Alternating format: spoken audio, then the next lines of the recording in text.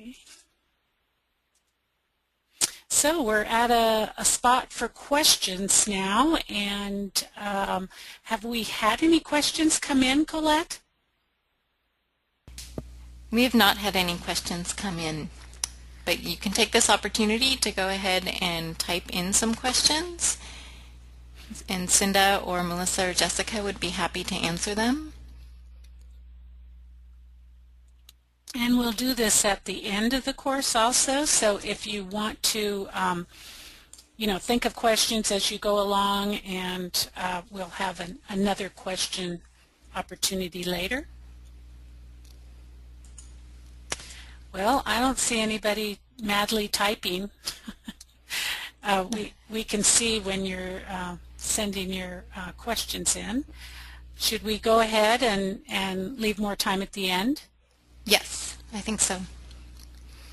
Okay. So it'll be helpful if you do have questions along the way to go ahead and type them in, and then when we get to another question time period, we'll just read through them, and whoever they are directed to will answer. Yeah. And are you going to do a poll now?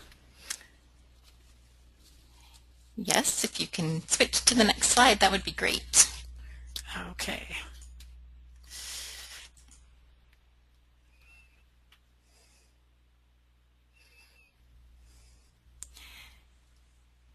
So we're moving in to talk about whole farm planning, and if we can go to one more slide, Cinda.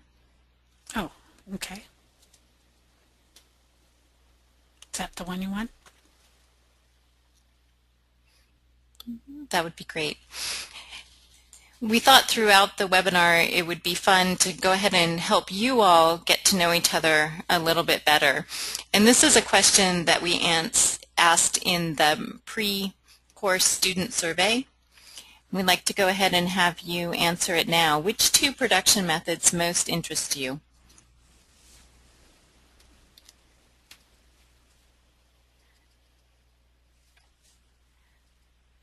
So I can see that about 25% of the people have voted. And you can actually, click on two different answers. So we have 62% that have voted.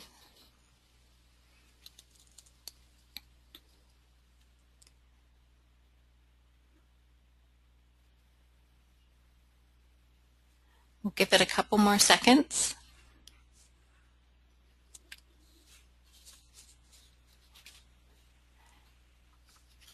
Okay, I'm going to go ahead and close the poll and show you the responses. So here's the responses. We have about 20% that are interested in certified organic. About half of participants tonight are interested in non-certified organic. 93% sustainable production, 20% conventional, and about 20% natural. So I'm going to give it back to you, Cinda. Okay. Thank you. That's interesting. Okay, so next we're going to talk about whole farm planning, and we're going to set you up to develop your plan. And what we're talking about here is all aspects of the plan.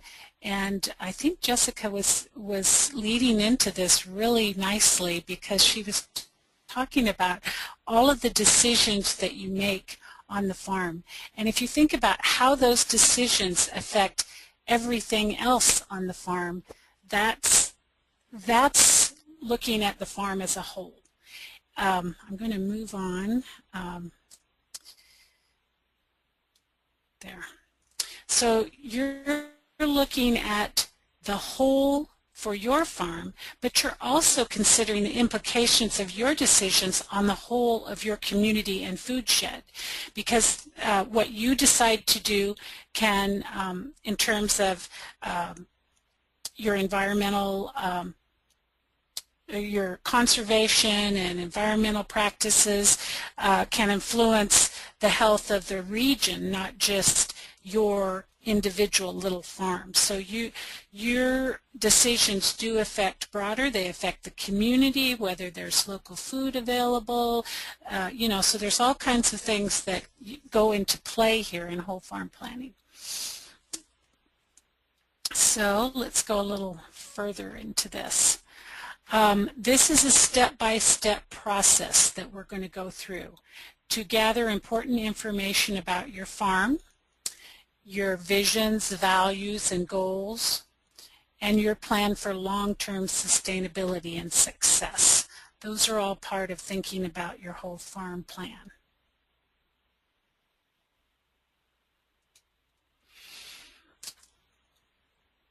Oh, is this where you were going to do another poll?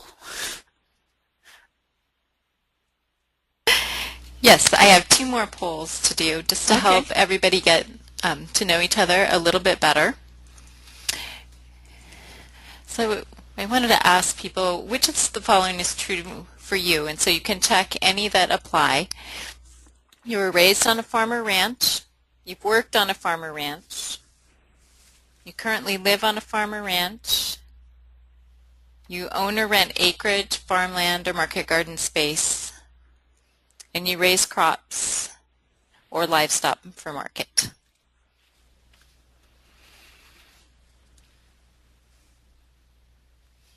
So again, these polls are just to help you all get to know each other a little bit better and to have an idea of some of the experiences that people in the class have had or are having.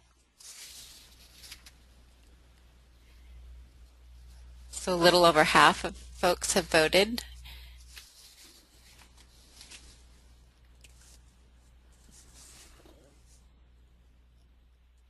Okay, I'm going to go ahead and close the poll and share the results.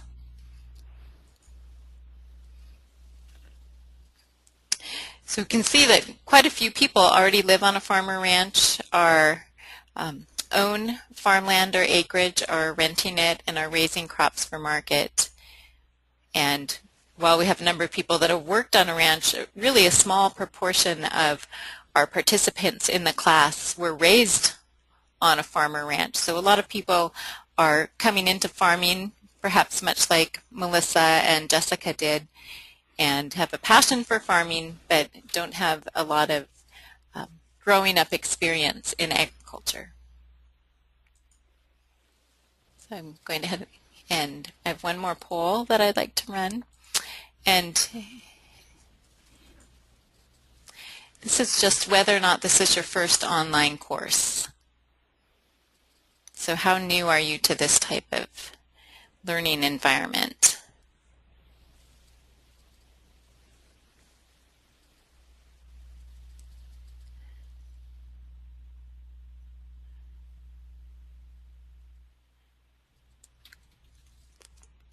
Okay, I'm going to go ahead and close the poll and share the results.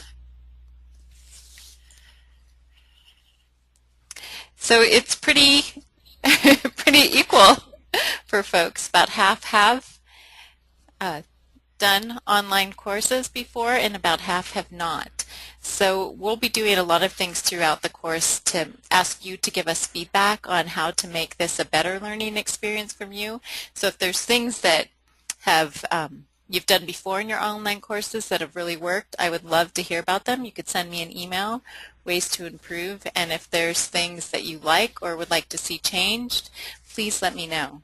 It'd be really helpful as we go along. Okay, Cinda, it's back to you. Thank you. So our first question to ask ourselves is, where do we want to go? This is identifying your goals to provide direction and vision to guide your decisions. We should have asked, I'm just thinking about this, how many actually have goals that are written down? Because it's, we all kind of have goals in mind, but it's really important to get them down, and this course is going to help you do that. Oops, I'm having trouble with getting the... So let's go through some questions. Ask yourself, why do you want to farm? What do you want from your farm? kind of interesting. What can I do that will be most productive and worthwhile? What am I trying to achieve through my use of time, effort, money, and skills?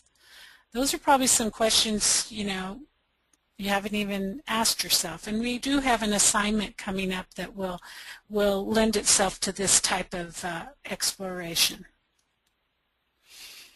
So to get yourself in the mind for looking at your goals, you need to think about your vision. What do you see in your future? How do you envision your farm as you pass it on to your children, or even 10 years from now? What do you see in the future? How do you see your quality of life, and what will the landscape look like? Your values and beliefs shape your vision, and we're all different, and we're all going to have different goals. But these goals will drive your decisions and actions. We're going to, in the next course that's offered after this, Planning for Profit, we spend some time talking about holistic management. And holistic management does have a process that helps you look at your decision. Every decision you make, you look at your goals and compare your decision and how it would affect your goals. And I think that that's really an interesting concept. And so even if you don't go on to take the next course, at least you might explore holistic management in terms of decision making.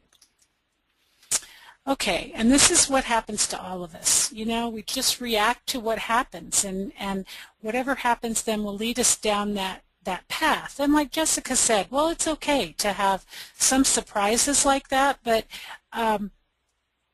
you can get in a thing where you're just reacting and less time creating what you want your farm to be. You're reacting to crisis mode, and you'll do a little of that too, but laying things out will help you keep that direction.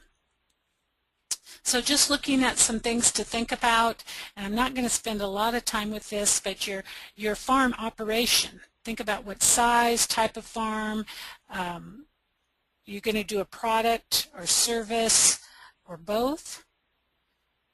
We're trying to keep this as open as possible. We don't know really, you're all going to be doing different things. Think about the financial. And what is your definition of financial success? Everybody in this course is going to have a different definition of financial success. And it may be to it may be to send somebody to college. It may be to give a legacy of a farm to future generations. And it may be a full-time career for some people. So it's very different. Let's look at your quality of life too. We've got to keep coming back to that because farming is very hard work. And who am I to tell you, right? I'm not a farmer, and you're the ones that know how hard. But I have a lot of friends who are farmers, and I know how hard they work. And that is something that you've got to keep coming back to. The quality of your life, the shared values and satisfaction you have with your family.